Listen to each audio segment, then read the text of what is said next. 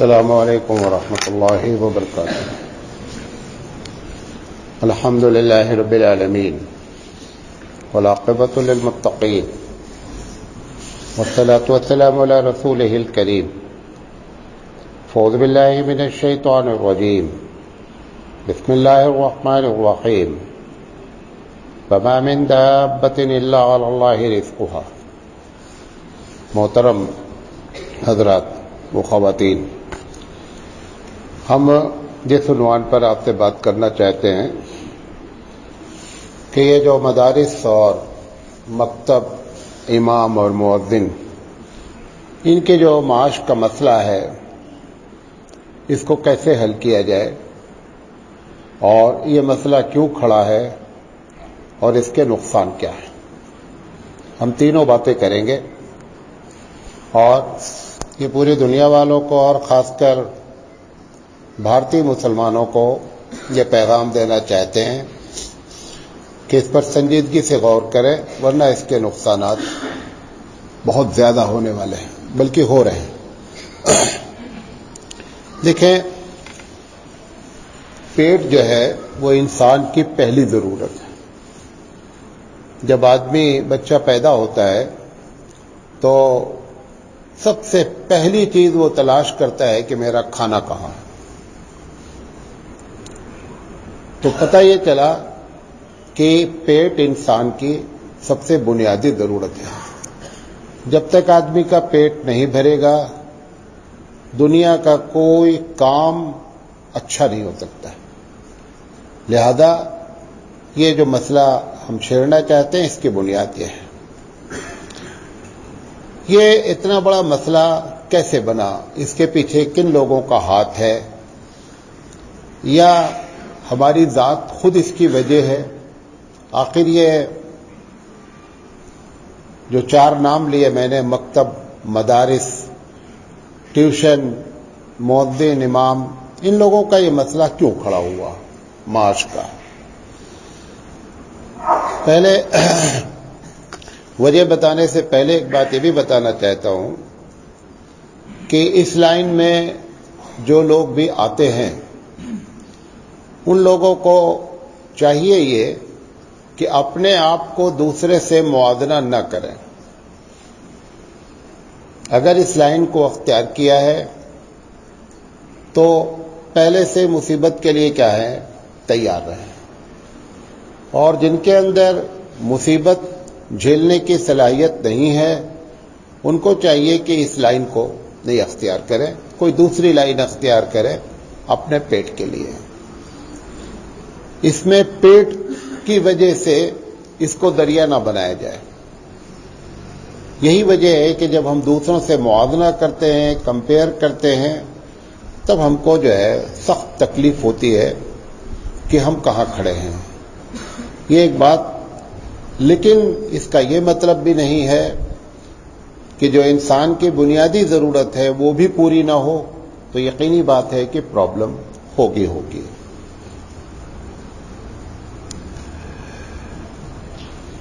یہ مولانا تھانوی رحمۃ اللہ علیہ نے ایک بات لکھی ہے، ایک اصول بیان کیا ہے کہ جو چیز اللہ کی نگاہ میں ضروری ہوتی ہے کہ اس کے بغیر آپ کا گزارا نہیں ہو سکتا ہے، تو اس چیز کو رب ذوالجلال ہمیشہ سستی رکھتا ہے، بلکہ فری رکھتا ہے۔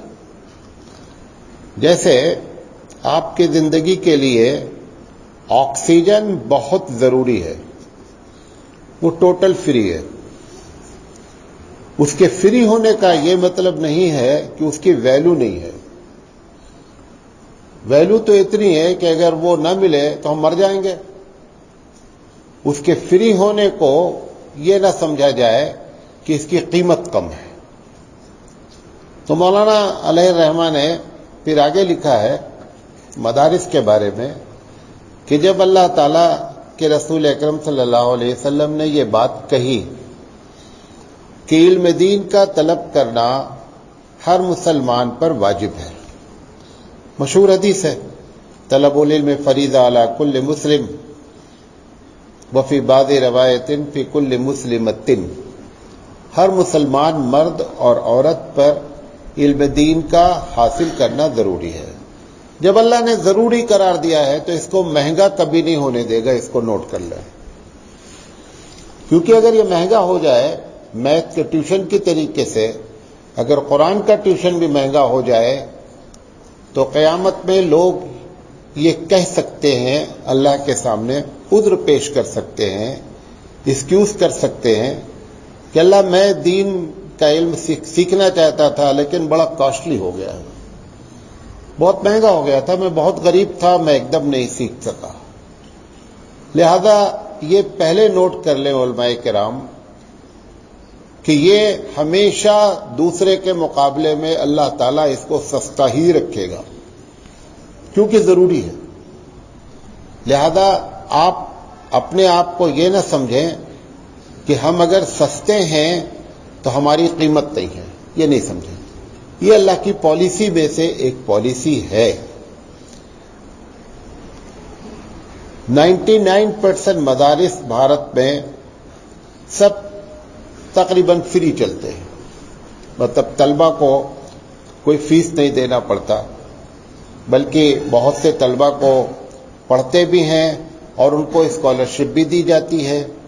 اس کی وجہ بھی وہی ہے، اور بھی وجوہات ہیں، لیکن ایک وجہ یہ بھی ہے کہ یہ نہ ہو سکے کہ اللہ میں پڑھنا چاہتا تھا، دین سیکھنا چاہتا تھا، آپ کے دین کو آگے بڑھانا چاہتا تھا، لیکن MBBS کے طریقے سے 50 لاکھ 60 لاکھ روپے ڈونیشن ہو گیا تھا، جس کی وجہ سے میں نہیں سیکھ سکا۔ اگر آپ ڈاکٹر نہ بنے، پیسے نہیں ہیں، تو قیامت میں کچھ نہیں بگڑے گا، لیکن اگر آپ نے اور ہم نے علم دین نہیں سیکھا تو قیامت کیا ہو جائے گی؟ برباد ہو جائے گی۔ لہذا رب ذوالجلال کی پالیسی یہ ہے کہ یہ ہمیشہ سستا رہے گا۔ بات میری سمجھے؟ تو ہم کو اندر سے مطمئن ہونا چاہیے، سیٹسفائیڈ ہونا چاہیے کہ جو ہو رہا ہے وہ رب کی پالیسی میں سے ایک پالیسی ہے۔ دوسری وجہ یہ انگریزوں کی ایک پلاننگ تھی، کیونکہ انگریزوں کا جو ٹکر دیا گیا 1601 سے لے کر 1857 تک، ان کی خود کی رپورٹ ہے، ان کے پارلیمنٹ میں اس پر بات ہوئی ہے کہ یہ ٹکر دینے والے صرف علماء کرام تھے۔ اگر علماء کرام راستے سے ہٹ گئے ہوتے تو ہم کلکتہ میں 1601 میں داخل ہوئے تھے، ہم بہت جلدی دلی پہنچ جاتے، لیکن یہ 256 سال لگا کلکتہ سے دلی پہنچنے میں۔ اس کی بنیادی وجہ کون تھا؟ علماء کرام تھے، جنہوں نے ہر جگہ پر اور ہر مقام پر اگر جان دینے کی بات آئی تو جان دے دی گئی، لڑنے کی بات آئی تو لڑا گیا، ہر کام کیا۔ اس دن سے جب ان کی سत्ता آئی 1857 میں دلی پہ جھنڈا گڑا، تو انہوں نے طے کیا کہ اگر بھارت میں راج کرنا ہے، سत्ता چلانا ہے، تو مولویوں کے ساتھ دو کام کرنا ہے۔ پہلا کام یہ تھا کہ کچھ ایسی چالیں چلی جائیں کہ عوام کا کانفیڈنس، عوام کا اعتماد علماء پر سے ہٹایا جائے، تاکہ یہ وداؤٹ لیڈر، کوئی ان کا قائد عالم نہیں رہنا چاہیے۔ یہ انہوں نے پہلی چال چلی، بڑی لمبی بات ہے، میں اس پہ ایک ان کے اشارہ کر رہا ہوں۔ اور دوسرا یہ کہ اگر ان کی معاشی حالت، اکنامی پوزیشن کمزور کر دی جائے تو یہ خود بخود کیا ہے، عوام میں ان کی ویلیو ختم ہو جائے گی، ان کی باتیں نہیں سنیں گے لوگ، اور ان کے دلوں میں، عوام کے دلوں میں ان کا وقار نہیں رہے گا۔ لہذا انہوں نے یہ دو کام چلے اور اس میں دونوں میں وہ کامیاب ہوئے۔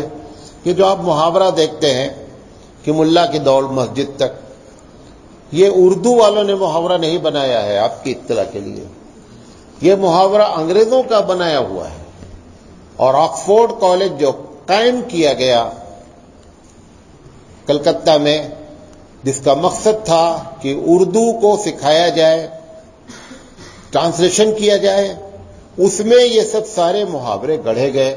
دو ملا میں مرغی حرام، لوٹی مسجد کے بدھنے، یہ ساری باتیں، سارے محاورے وہاں سے کیے گئے کہ تاکہ علماء کی ناقدری عوام کے دل میں بیٹھا لی جائے۔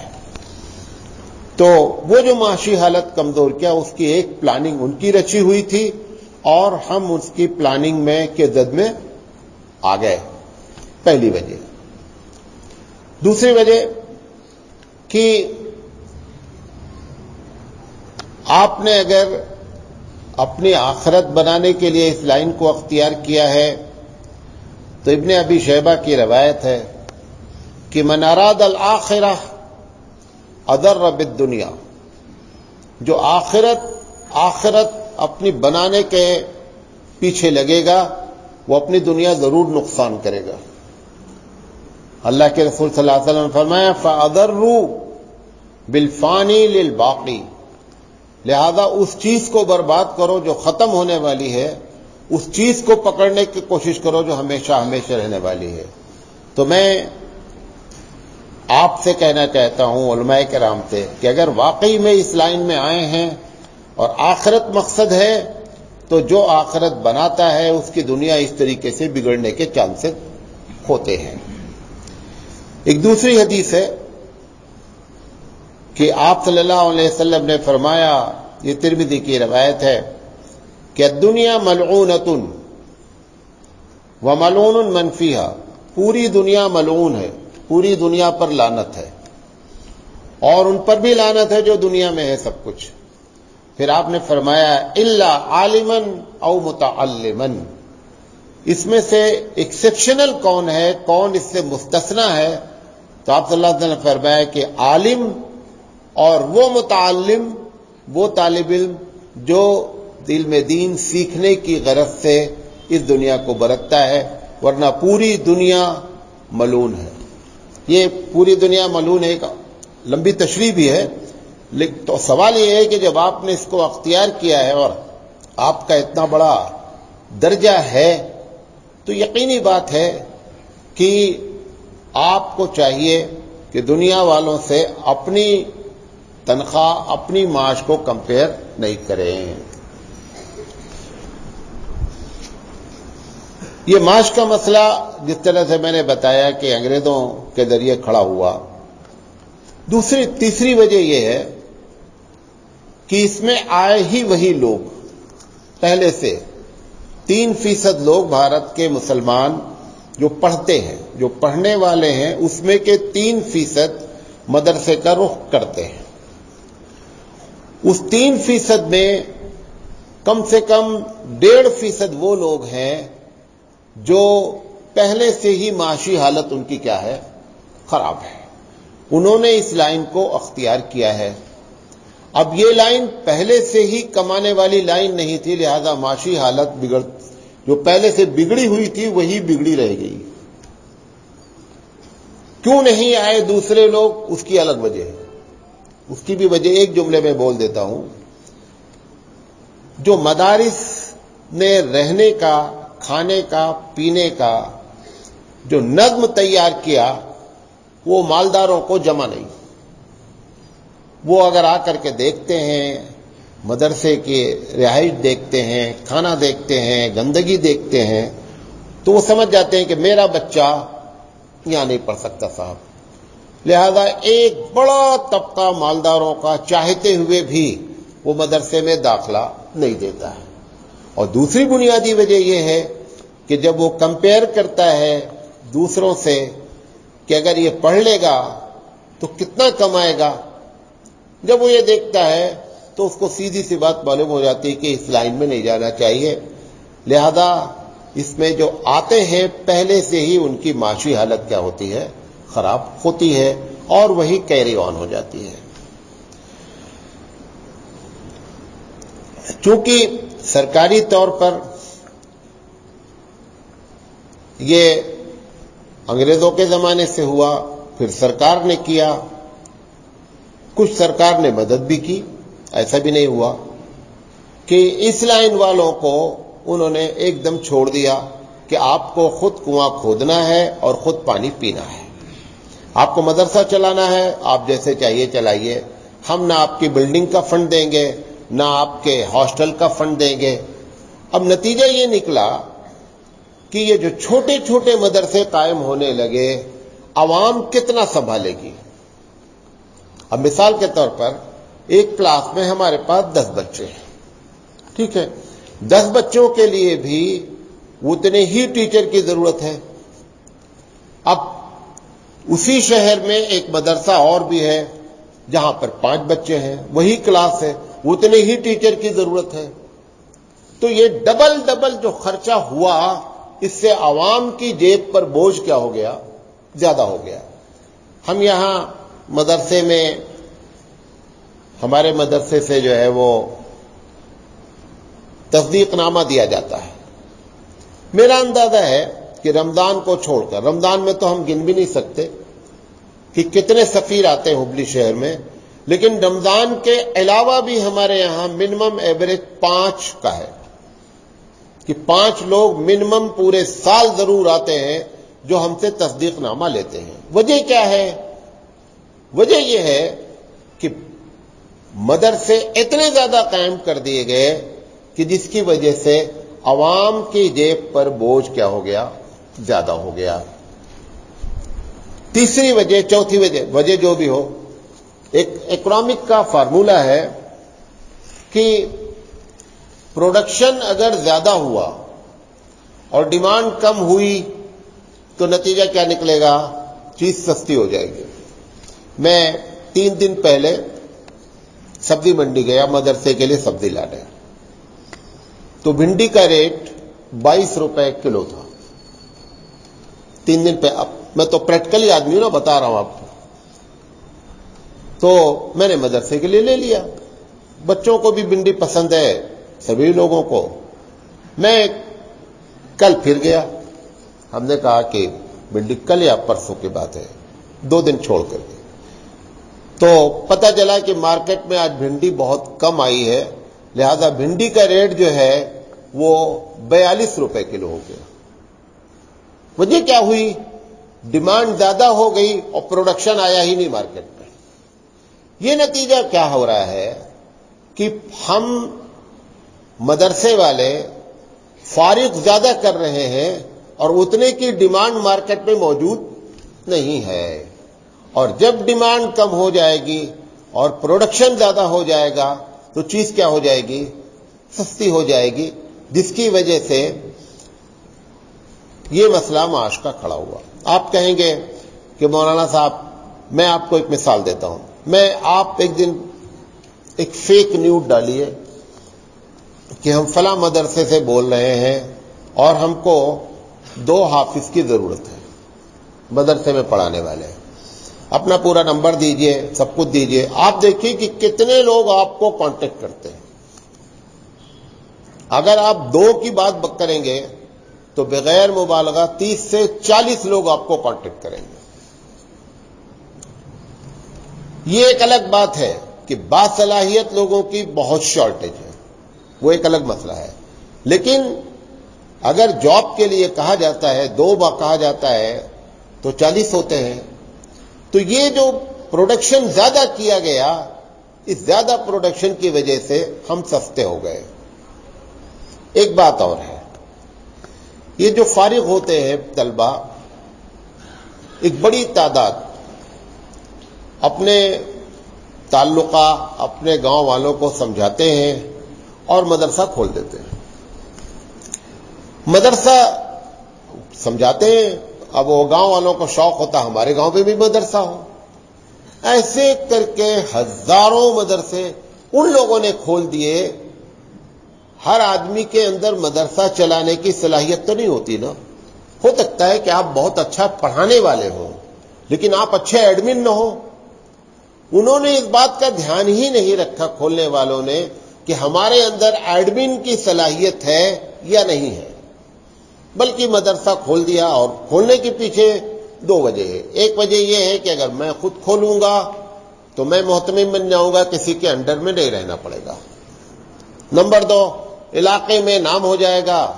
تو مدرسہ یہ جو کھلنے لگے نا، اس کے نتیجے میں دوسرا نقصان کیا ہوا کہ جب ایڈمن کی صلاحیت ہی نہیں ہے تو ایسے ایسے لوگ فارغ ہونے لگے۔ ہم انٹرویو لیتے ہیں جب کبھی کوئی آتے ہیں، آپ یقین نہیں کریں گے بڑا بنیادی سوال پوچھ لیتے ہیں اور فارغ ہوتے ہیں اور ان کو اس کا پتہ نہیں ہوتا ہے. ایسے ہو گیا جیسے عوام. نبی کریم صلی اللہ علیہ وسلم نے ایک مرتبہ فرمایا، مسلم شریف کی روایت ہے کہ الناس کابل میۃ، لوگ اونٹوں کے 100 اونٹوں کے مانند ہیں، لا تجد فیہا راحلۃ، 100 اونٹ ہیں، سواری کے لائق ایک بھی نہیں ہے. آپ نے کیا فرمایا؟ اونٹ تو بہت ہیں، سواری کے لائق اونٹ نہیں ہے. یہی کیفیت ہماری ہو گئی. اب جب یہ کیفیت ہوئی تو اس کا نتیجہ کیا نکلا؟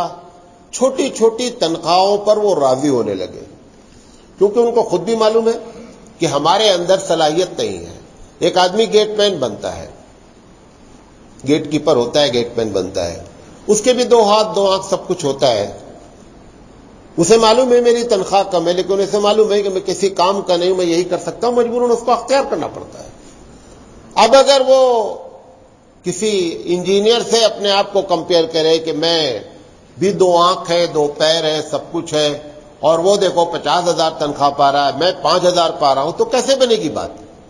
نتیجہ کیا نکلا کہ یہ جو غیر صلاحیت والوں نے مدرسے کھولے تو غیر صلاحیت پروڈکشن بھی کیا. تو ایک پروڈکشن کیا ہوا؟ زیادہ ہوا. دوسرا کیا ہوا کہ غیر صلاحیت پروڈکشن شروع ہو گیا. نتیجہ یہ نکلا کہ جب آدمی کے اندر صلاحیت نہیں ہوتی ہے تو وہ کیا کرتا ہے؟ چھوٹی چھوٹی تنخواہوں پر کیا ہوتا ہے؟ وہ راضی ہو جاتا ہے. اس کا نقصان کیا ہوتا ہے کہ جو اصل لوگ صلاحیت والے تھے وہ اگر کسی جگہ جاتے ہیں تو کہتے ہیں بھائی ہمارے صاحب ہمارے یہاں تو 8,000 پہ کام کر رہے ہیں، آپ کو کام کرنا کرو. وہ مدرسے کا محتمم یہ نہیں سوچتا ہے کہ یہ کس رینک کا آدمی ہے، بس وہ دیکھتا ہے بھائی آپ بھی فارغ ہیں، یہ بھی فارغ ہے. یہ نہیں معلوم ہے کہ ایک آدمی فارغ ہے ہر چیز سے، کچھ نہیں آتا اس سے فارغ ہے. دوسرا آدمی فارغ ہے تحصیل علم کے ساتھ، وہ دونوں کو کرنے کے بجائے. تو اب اس میں اچھے لوگ کیا ہوتے ہیں؟ پٹ جا رہے ہیں. اس وجہ سے معاشی حالت کی یہ حالت پہنچی ہے.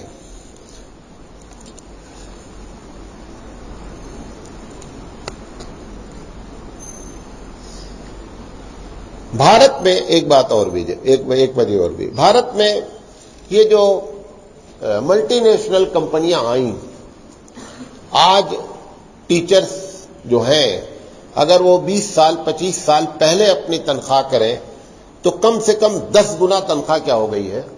بڑھ گئی ہے.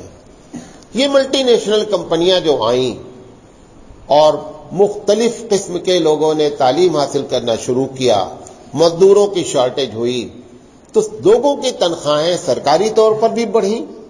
اب اس وقت پرائمری کی تنخواہ یو پی میں بتا رہا ہوں کہ اگر 5ویں جماعت کا بھی کو بھی ٹیچر پڑھاتا ہے تو اسٹارٹنگ 54,000 ہے، 54,000 سے اسٹارٹنگ ہے. آپ کے یہاں بھی یہی، کرناٹک میں بھی یہی ہے. اب یہ جو تنخواہیں بڑھی تو ہم جو آدمی 8,000 10,000 پا رہا ہے اس کا ٹینشن یقینی بات ہے کیا ہے؟ بڑھ جانا ہے. اس سے زیادہ محنت کرتا ہے، اس سے زیادہ محنت کرتا ہے. وہ تو جاتے ہیں کرسی توڑ کے چلے جاتے ہیں، دن بھر بیٹھے رہتے ہیں، کرسی توڑتے ہیں اور چلے جاتے ہیں. یہ بیچارے مدرسے والے کتنی محنت کرتے ہیں آپ اس کا اندازہ نہیں کر سکتے. صرف شعبہ حفظ کے بارے میں آپ کو بتاتا ہوں، ہمارے مدرسے کا، بقیہ کا مجھے نہیں، ایسا ہی سب جگہ ہوگا، تھوڑا آگے پیچھے ہوگا. اذان سے 40 سے 45 منٹ پہلے استاد خود بھی اٹھ جاتا ہے، بچوں کو بھی اٹھا دیتا ہے روز. اس کے بعد فجر کی اذان نماز ہوتی ہے، نماز کے بعد پھر بیٹھ کر کے 25 منٹ سارے اساتذہ بھی اور بچے بھی پھر پڑھتے ہیں، قرآن پڑھتے ہیں، کوئی تسبیحات پڑھتے ہیں. اس کے بعد تھوڑی دیر کا وقفہ ہوتا ہے، جتنے دیر میں وہ اپنا ٹوتھ پیسٹ برش جو بھی کرنا ہے کر لیں، منہ ہاتھ دھل لیں، فریش ہو جائیں، اور 7 بجے سے ان کا مدرسہ شروع ہو جاتا ہے.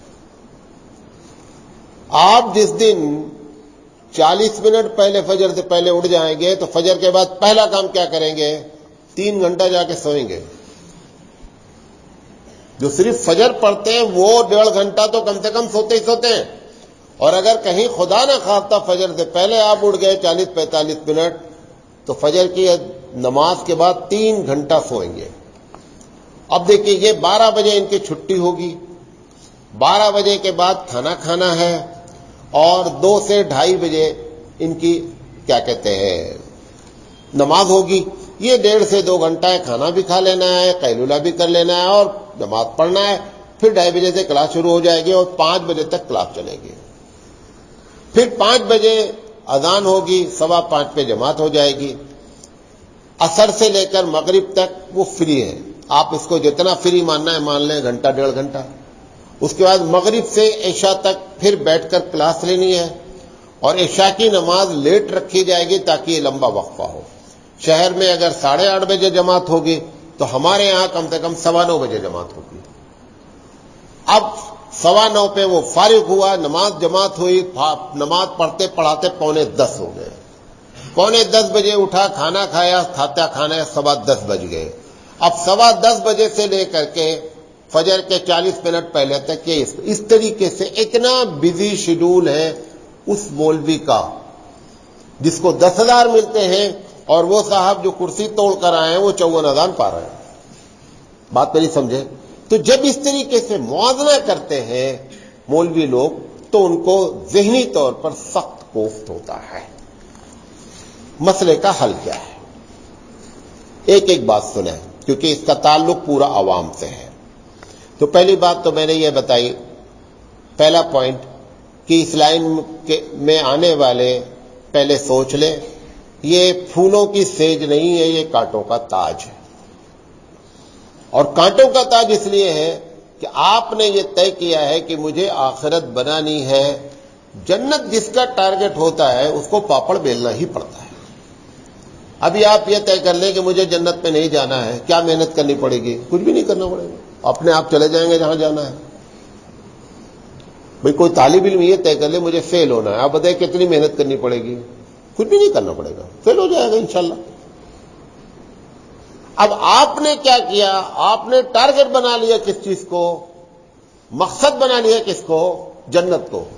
عوام مقصد بنا لے یا عالم مقصد بنا لے, جو جنت کو مقصد بنائے گا اس کو اس دنیا میں کیا کرنا ہے؟ مختلف انداز سے, ڈفرنس لائن سے پاپڑ بیلنے ہی بیلنے, محنت کرنی ہی کرنی ہے.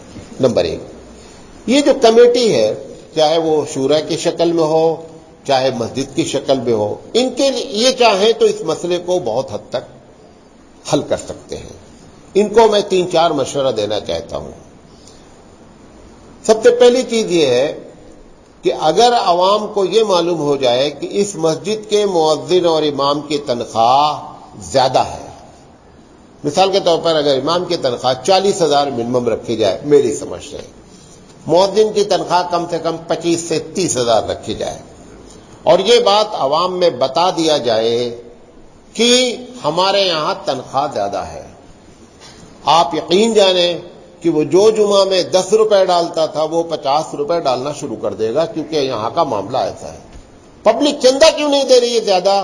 اسے معلوم ہے کہ یہاں پہ پیسہ خرچ کرنے کی زیادہ ضرورت نہیں ہے, ان کا لمیٹڈ بجٹ ہے اور اتنے میں پورا ہو جائے گا. یہ جو آپ کے پاس ادھر ہے کمیٹی والوں کے پاس پیسہ کہاں سے آئے گا؟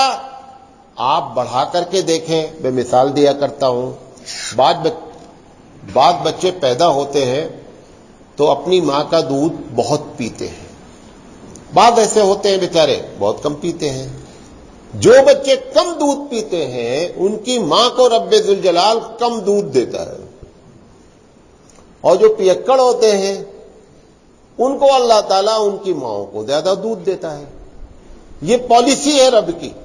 تم نے مؤذن اور امام اور مکتب کی تنخواہ کم رکھی, لہذا لوگ اپنی جیبوں کو کم خالی کرتے ہیں.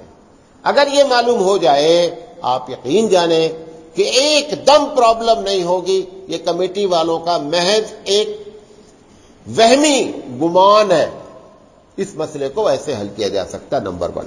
نمبر 2, جو مکتب پڑھاتے ہیں, عموماً جتنے بھی مکتب چل رہے ہیں بھارت میں, مجھے جہاں تک معلوم ہے کہ مکتب میں بچے پڑھنے والے کیا کر رہے ہیں؟ فیس دے رہے ہیں. فیس کتنی دے رہے ہیں؟ کتنی فیس ہے آپ لوگ جو دیتے ہیں؟ 100 سے 150. ہاں جی، ہاں 300. نہیں ٹیوشن نہیں، مکتب کتنا دیتے ہیں؟ 300 مکتب. اچھا، اب 300 کو آپ 30 دن میں ڈیوائڈ کیجئے، پر ڈے آپ کتنا دے رہے ہیں بھئی؟ اگر اس کا مطلب آپ کے بچے کو 40 منٹ پڑھاتا ہے اور آپ اس کو 10 روپے پے کر رہے ہیں. سبزی اٹھانے والا وہاں ہم گئے، اٹھا کر کے لا کر کے یہاں رکھ دیا، اس نے بولا 20 روپیہ لیں گے، اور 4 منٹ میں پہنچا دیا. 4 منٹ میں اس نے لا کر کے گاڑی میں سبزی رکھ دیا، اور کتنا بولا؟ 20 روپیہ ہے. کلی ایک جگہ سے اٹھا کر کے سامان دوسری جگہ رکھتا ہے، منیمم 60-70 روپے لیتا ہے ایک نگ اگر ہے. یہ جو آپ نے فیس رکھی ہے، اس فیس کو بڑھا دیجیے، آپ 10 روپے پر ڈے کے بجائے 20 روپے کر دیجیے. تو مکتب کے اچھا وہی پیسہ کس کو دیا جاتا ہے؟ اس استاد کو دیا جاتا ہے. اس کا نتیجہ یہ نکلے گا کہ اس کی آمدنی بڑھ جائے گی. اب اس میں ایسا بھی ہو سکتا ہے کہ اگر بڑھا دیا گیا فیس تو ایسے بعض لوگ ہوں گے بیچارے جو 300 بھی نہیں دے سکتے ہیں. ان کے لیے ایک مسئلے کا حل یہ کرنا چاہیے کہ مسجد والے باقاعدہ زکوٰۃ کا فنڈ رکھیں، اور اس فنڈ سے بتا دیں جو بچے نہیں فیس دے سکتے ہیں ان کے پیرنٹ کو بلا کر کے کہا جائے کہ یہ پیسے لیجئے اور آپ اپنے بچے کی جا کے فیس جمع کر دیجئے. تو اس طریقے سے اس کی آمدنی کو کیا کیا جا سکتا ہے؟ بڑھایا جا سکتا ہے. مسجد جب بنائی جا رہی ہے، یہ سب کمیٹی والے کو مشورہ دے رہا ہوں، جب مسجد بنائی جا رہی ہے پہلے سے پلاننگ ہو کہ مؤذن صاحب کے لیے، امام صاحب، یہ سب عرب مسجد میں ہوتا ہے. ٹوٹل کوئی عرب کی مسجد ایسی نہیں ہوتی کہ امام صاحب کا، مؤذن صاحب کا، صفائی کرنے والے کا اگر نہیں بھی رہا تو منیمم 2 گھر ضرور ہوتے ہیں. اگر یہ سارے لوگوں کو گھر فری کر دیا جائے تو ایک بڑا برڈن کیا ہو جائے گا؟ وہ ان کا ہلکا ہو جائے گا. پہلے سے طے کریں، پلاننگ ہو کہ مسجد بنے گی اور مسجد کے ساتھ گھر بھی بنے گا، مؤذن کو فری میں دیا جائے گا، اور کیا کہتے ہیں امام صاحب کو گھر فری دیا جائے گا. نتیجہ نکلے گا کہ کم سے کم جو 5,000 روپے، 3 سے 5,000 روپے جو کرایہ ہر مہینہ بھرتا ہے وہ اس کا بچ جائے گا، اور اس کی معاشی حالت کو بہتر کیا جا سکتا ہے. ٹیوشن پڑھانے والوں کو جو ٹیوشن پڑھاتے ہیں، وہ لوگ جو اپنے بچوں کے ٹیوشن کے فزکس، کیمسٹری، میتھ کے جو ٹیوشن دیتے ہیں، 1,000 روپے سے کم کوئی ٹیوشن نہیں چل رہا ہے منیمم ہے. آپ اپنے بچوں کو پڑھانے کے لیے اس کا 50% کر لیں. اگر 1,000 روپے آپ فزکس، کیمسٹری، میتھ کا دے سکتے ہیں تو آپ قرآن کریم کے نام پر 500 روپے کیوں نہیں دے سکتے؟ تو پرابلم تو آپ نے کھڑی کی ہے، پبلک نے کھڑی کی ہے پرابلم معاشی. انگریز کو تو ہم نے لے لیا لپیٹ میں، لیکن اصل وجہ کون ہے؟ اصل وجہ کیونکہ مدرسہ بھی کون چلاتا ہے؟ پبلک چلاتی ہے. مسجد بھی کون چلاتی ہے؟ پبلک چلاتی ہے. مکتب بھی کون چلاتی ہے؟ پبلک چلاتی ہے. تو آپ چاہیں تو اس طریقے سے ٹیوشن کی فیس بڑھا دیں. اسی طریقے سے جیسے ایک بڑا خرچہ مسلمانوں کے لیے عید اور بقرعید ہوتا ہے، پہلے سے طے کر لیا جائے کہ مسجد کی کمیٹی والے، مدرسے کے شورا والے، جو آپ کے ملازم ہوں گے، ان کے جتنے بچے میاں بیوی ہوں گے، سب کو عید اور بقرعید کے موقع پر ایک ایک جوڑا کپڑا دیا جائے گا. یہ کام آپ کر سکتے ہیں. آپ اپنے بچوں کے لیے الوداع کے لیے الگ بنا رہے ہیں اور عید کے لیے الگ بنا رہے ہیں. یہ دین کے نام پہ بنانا ہے. یہ پہلے سے طے ہو کہ جو بھی جاب ہمارے ہاں کرے گا ہم اس کو اس طریقے سے. تو ایک جو ان کا ٹینشن آتا ہے، یہی 2 موقع ہیں جہاں پہ خرچہ ہوتا ہے، وہ ان کو رکھ دیا جائے. کچھ میڈیکل کی لائن سے سہولت رکھی جائے کہ اتنے تک اگر بل آئے گا تو کمیٹی والے بھریں گے. تو یہ 2 ایمرجنسی جو چیزیں ہیں، ایمرجنسی کو حل کرنے کے لیے مدرسے کے ذمہ داران اور مساجد کے ذمہ داران. اچھا گھر لے لیا، ایک مولوی جب فریج لیتا ہے آپ کو معلوم ہے 12 سے 13 مہینہ انسٹالمنٹ بھرتا ہے، تب اس کے گھر میں کیا ہوتی ہے؟ فریج آتی ہے. آپ یہ کر سکتے ہیں کہ جو ضروریات زندگی ہے گھر دیں اور گھر کو فرنشڈ دیں. فرنشڈ سے مراد چیئر نہیں ہے، کرسی نہیں ہے، فرنشڈ جب بولا جاتا ہے گھر کے بارے میں تو اس میں واشنگ مشین ہو، اس میں فریج ہو، اس میں بستر ہو، اس میں بیڈ ہو، اس میں RO لگا ہو، اس میں گیزر ہو، ایسی چیزیں جو جس کے بغیر آدمی داخل ہوتے ہی گھر میں گزارا نہیں ہوتا ہے، وہ آپ کر کے پھر امام اور مؤذن اور مدرس کو دیں تو اس کے معاشی حالت کو کنٹرول، جو قسط وار بھر رہا اس کو وہ بھرنے سے بچ جائے گا۔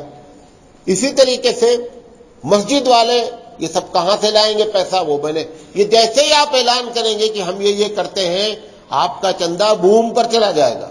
میں آپ کو بتاتا ہوں اپنی ایک مثال، جب تک اس میں اس مدرسے جتنی باتیں میں کر رہا ہوں سب ہمارے سہولت موجود ہے، یہ آپ کو بتا دینا، ایسے ہم پریکٹیکلی باتیں کر رہے ہیں، ہم ہوائی نہیں مار رہے ہیں، سب کچھ موجود ہے ہمارے یہاں۔ مدرسے میں جب یہ کچھ بھی نہیں تھا، پچھلے 35 سال تک، میرے آنے سے 35 سال تک رمضان سے 2 مہینہ پہلے مقروض ہو جاتا تھا مدرسہ، قرضے میں آ جاتا تھا۔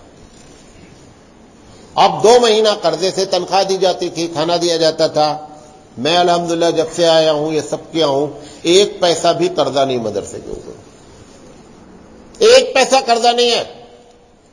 اور جب ہم آگے آتے ہیں شوال کے مہینے میں تو عموماً ایسا ہوتا ہے کہ پچھلا پیسہ 50 سے 60 ہزار روپے ہمارے پاس کیا ہے موجود رہتا ہے، ہم اس کو شروع کرتے ہیں، پھر رمضان آ جاتا ہے الحمدللہ۔ تو میں یہ آپ لوگوں سے کہنا چاہتا ہوں کہ آپ غلط فہمی کے شکار ہیں، آپ کو وہم ہے کہ پیسہ کہاں سے آئے گا۔ جو بچہ دودھ زیادہ پیے گا اس کی ماں کو دودھ زیادہ دیا جائے گا۔ جب آپ اس طریقے سے خرچ کریں گے، اور وہ بھی دین کے نام پر، مولوی کے نام پر، تبلیغ دین ہے یہ، تو لوگ خود متوجہ ہوں گے۔ اور ایک صاحب ایک دن آئے، اسی مدرسے کی بات ہے، ہمارے ٹیبل پہ لگا ہوا تھا کہ یہ ہم ہفتے میں کھانا دیتے ہیں۔ انہوں نے کہا مولانا صاحب اتنا اچھا کھانا آپ دیتے ہیں؟ میں نے کہا جو ہم کھاتے ہیں دیتے ہیں۔ خیر وہ چلے گئے، کچھ نہیں بولے۔ ایک دن وہ اچانک آئے اور آ کر کے انہوں نے مطبخ میں چاہے ذمہ دار سے پوچھا کہ کھانا کیا پکا ہے، اور انہوں نے اس کی فوٹو لے لیا، کس کی؟ وہ جو مینو تھا اس کی فوٹو لے لیا، اور اس کے بعد جا کر کے انہوں نے چیک کیا کہ یہ پیپر ورک ہے یا واقعی میں ایسا ہی ہے۔ تو جو اس میں لکھا تھا وہی کھانا وہاں پکا تھا۔ میرے پاس آئے، انہوں نے کہا مولانا صاحب یہ آپ جو اتنا اچھا کھانا دے رہے ہیں اس پہ کتنا خرچ سال بھر میں عام کے مطابق بڑھ جاتا ہے؟ ہم نے کہا 2 سے 2.5 لاکھ روپے ایکسٹرا خرچ ہوتے ہیں۔ انہوں نے کہا یہ 2 لاکھ روپے آپ مجھ سے پکڑ لیجیے، یہ 2 لاکھ روپے آپ مجھ سے پکڑیے، مجھے رسید بھی نہیں چاہیے۔ آپ اگر وہ کھانا کھلاتے جو عام مدرسے میں کھلایا جاتا ہے تو آپ کا بجٹ 2 لاکھ کم ہو جاتا، یہ بڑھ گیا ہے، یہ 2 لاکھ روپے آپ پکڑیے۔ ایسے ہوتا ہے۔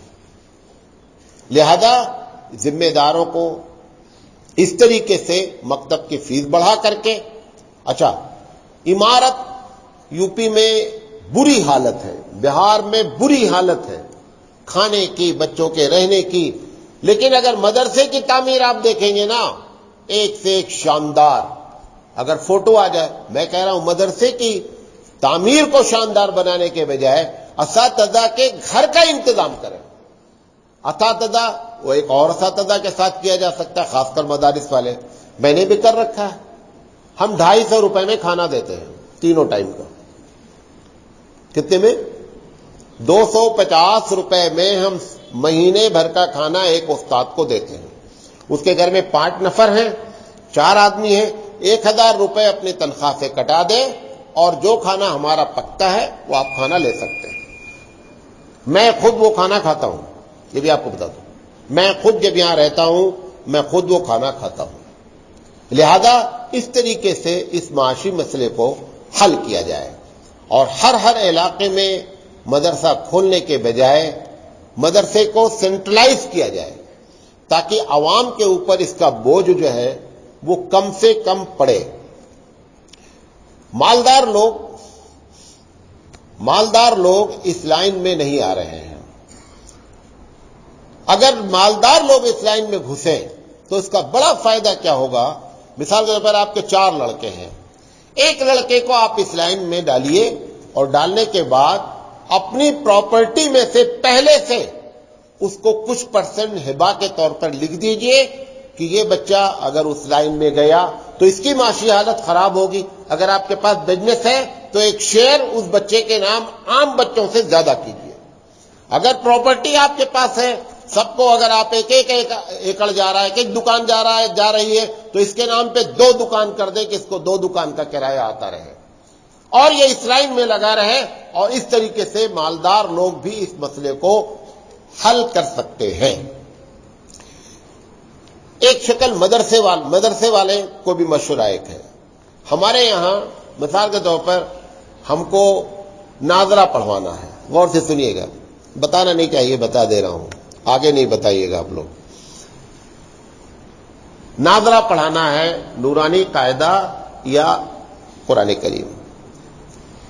ہمارے پاس کوئی ایسا نظم نہیں ہے مدرسے میں کہ ہم یہ طے کر لیں. جیسے پرائمری پڑھانے والے کے لیے گورنمنٹ نے کر رکھا ہے کہ اگر وہ 12th پاس ہے تو پرائمری میں پڑھا سکتا ہے.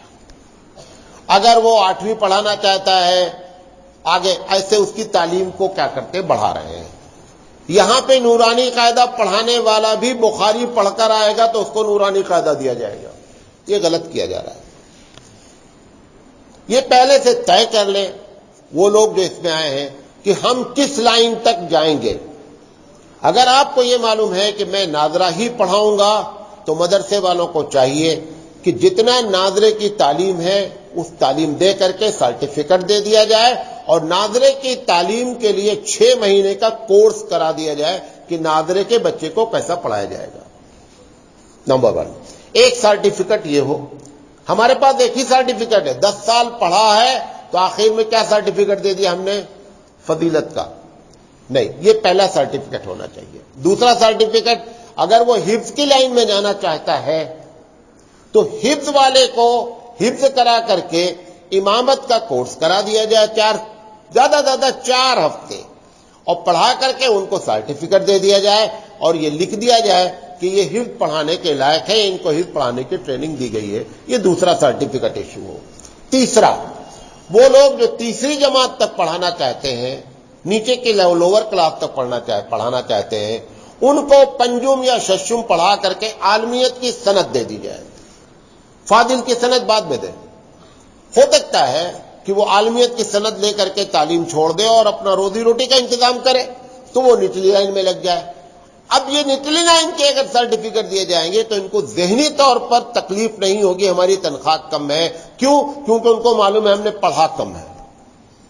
پرائمری میں پڑھانے والا پروفیسر 1.5 لاکھ پا رہا ہے، پرائمری والا 54,000 پا رہا ہے. اس کو کوئی ٹینشن نہیں ہوتا، اسے معلوم ہوتا ہے کہ ہم نے تعلیم کیا کی ہے، کم حاصل کی ہے. یہ بیچارہ بخاری پڑھانے والا نورانی قاعدہ بھی پڑھا رہا ہے، بخاری پڑھانے والا حفظ بھی پڑھا رہا ہے، بخاری پڑھانے والا پہلی جماعت بھی پڑھا رہا ہے، بخاری پڑھانے والا بخاری بھی پڑھا رہا ہے. اب وہ نورانی قاعدہ پڑھا رہا ہے، ناظرہ پڑھا رہا ہے تو اس کو تکلیف ہے کہ یار میں بھی بخاری پڑھ کر آیا ہوں. وہ نفسیاتی طور پر اس کو محسوس ہو رہا ہے کہ میری معاشی حالت خراب ہے. اگر اس طریقے سے بانٹا جائے تو مسئلے کو آسانی سے حل کیا جا سکتا ہے. بات سمجھ میں آ رہی ہے؟ یہ نہ کرنے کے نقصان کیا ہے؟ ختم کر رہا ہوں بات کو اپنی. کیا نقصان ہو رہے ہیں معاشی حالت خراب ہونے سے؟ پہلی بات تو یہ ہو رہی ہے کہ علماء کا وقار عوام کی نگاہ میں کیا ہے؟ کم ہے. آپ سائیکل سے جائیے تقریر کرنے کہیں، بڑے اچھے مقرر ہوں، اور آپ سائیکل چلا کر کے گاؤں جائیے تقریر کرنے تو لوگوں کا ایک بہیو ہوگا، اور اگر آپ ٹوئٹا انووا سے جائیں گے تو ایک بہیو ہوتا ہے. ٹوئٹا انووا والا خراب تقریر کرے گا، اس کے باوجود اس کو سلامی اور کیا کیا دنیا بھر کے. وہ بیچارہ جو سائیکل چلا کر کے گیا ہے وہ بڑا قابل آدمی ہے لیکن اس کی کوئی عزت نہیں ہے. کیونکہ پبلک کیا کرتی ہے؟ پیسے سے بندے کو تولتی ہے اور ناپتی ہے. تو پہلا نقصان کیا ہو رہا ہے کہ معاشی حالت کمزور ہونے سے عوام کے دل میں علماء کا وقار کم ہو رہا ہے. نمبر 1. نمبر 2، باصلاحیت لوگ جو ہیں، کچھ لوگ ایسے ہیں جو باصلاحیت ہیں لیکن انہوں نے طے کر رکھا ہے کہ مجھے اس لائن میں لگے رہنا ہے، چاہے معاشی حالت خراب ہو، چاہے گھر والے پریشان ہو، چھوڑنا نہیں. یہ ایک چھوٹا سا طبقہ ہے. لیکن ایک بڑا طبقہ جو باصلاحیت ہے وہ کہاں چلا گیا ہے؟ آؤٹ آف انڈیا چلا گیا. وہ یہاں نہیں رہتا ہے، وہ رہتا ہی نہیں یہاں. کیوں؟ کیونکہ تمہارے 10,000 پہ وہ کیسے کام کرے گا؟ وہ اتنا تگڑا اس کا ایمان نہیں ہے کہ وہ آخرت کے وجہ سے اپنا جو ہے وہ دنیا کو برباد کرے. یہ اس کے مزاج میں نہیں بن پایا ہے. لہذا دوسرا نقصان ہو رہا ہے کہ باصلاحیت لوگ آؤٹ آف انڈیا چلے جا رہے ہیں. نمبر 3، یہ جو چھوٹے چھوٹے مدرسے کھل رہے ہیں، عوام کے دل میں ایک کھٹکا پیدا ہو رہا ہے. کیا کھٹکا پیدا ہو رہا ہے؟ کہ یہ مدرسے اب روزی روٹی چلانے کا ایک ذریعہ ہے. اس لیے جب ان کے دل میں یہ اندر سے بات ہوگی، ان کو سمجھ ہی میں نہیں آ رہا ہے کہ یہ دین کا کام ہے. اور حقیقت بھی یہ ہے کہ ہم نے جو کھولا ہے، کیونکہ ہم بے روزگار ہیں، لہذا اب مدرسے جو کھولے جا رہے ہیں زیادہ تر وہ پبلک کی ضرورت نہیں، میری ضرورت ہے کہ مجھے مدرسہ کھولنا ہے. یہ بات جو آپ کے دل میں، عوام کے دل میں آ رہی ہے، اس کا یہ بڑا نقصان ہو رہا ہے. اور آخری بات یہ ہے کہ سستے کے چکر میں، جب سستے لوگ مل رہے ہیں، اس کے چکر میں نتیجہ کیا نکل رہا ہے کہ آپ نے جن لوگوں کو ممبر دے دیا، سستے لوگوں کو، تو جتنا گڑ ڈالو گے اتنا میٹھا ہوگا. تم نے سستا آدمی پکڑا، وہ سستی باتیں کر رہے ہیں. آپ کو معلوم ہے، آپ کبھی سروے کیجئے، میں نے یہاں سروے کیا، 60% امام صاحب عامل ہیں. 60% امام صاحب کیا ہیں؟ عامل ہیں. اچھا، وہ عامل اگر واقعی میں اپنے فن کے ہوں تو بڑی ضرورت ہے. بھئی ڈاکٹر جیسے ان کے کچھ نہیں جانتے، الف کا نام لٹھا نہیں معلوم ہے، عامل کیوں بن گئے؟ کیونکہ آپ نے ان کی تنخواہ نہیں بڑھائی تو پیٹ تو پالے گا. لہذا اس نے کیا کر دیا کہ عامل کا پیشہ. دوسرا کیا کیا، جب پیٹ کا معاملہ آیا تو کبھی بھی منکر پر بات نہیں کرتا پیٹ والا، کیونکہ اس کو محسوس ہوتا ہے کہ اگر میں یہ بات کروں گا تو یہ ہر مہینہ مجھے کچھ دیتے ہیں، دکشنا کچھ پیسے دیتے ہیں، یہ نہیں دیں گے. لہذا منہ دیکھ کر کے تقریریں ہوتی ہیں اور منکر پر بات نہیں ہوتی ہے. یہ دوسرا نقصان ہو رہا ہے. اور مکتب میں سستے لوگ پڑھانے کی وجہ سے بنیاد ہماری کیا ہو رہی ہے؟ ایک دم کھوکھلی ہے، کچھ نہیں ہے. جتنے مکتب چل رہے ہیں 95% ایسی بات پڑھائی جا رہی ہے کہ جو طوفان کا کبھی بھی مقابلہ نہیں کر سکتے. اور آخری چیز یہ ہے کہ یہ سب دیکھ کر کے حالات، نہ دانشور اپنے بچے کو عالم کے کورس میں ڈال رہا ہے مدرسے میں، نہ مالدار اپنے بچے کو لا کر کے ڈال رہا ہے. یہ دونوں کے مدرسے میں نہ آنے کی وجہ سے ایک بڑا خلا پیدا ہو رہا ہے. یہ بنیادی طور پہ نقصانات ہیں. یہ باتیں آپ کے سامنے رکھنا چاہتے تھے. امید ہے کہ میں اپنی بات سمجھا لے گیا ہوں. وہ اللہ تعالیٰ کہنے سے زیادہ عمل کرنے کی توفیق عطا فرمائے. وآخر دعوانا ان الحمد للہ رب العالمین.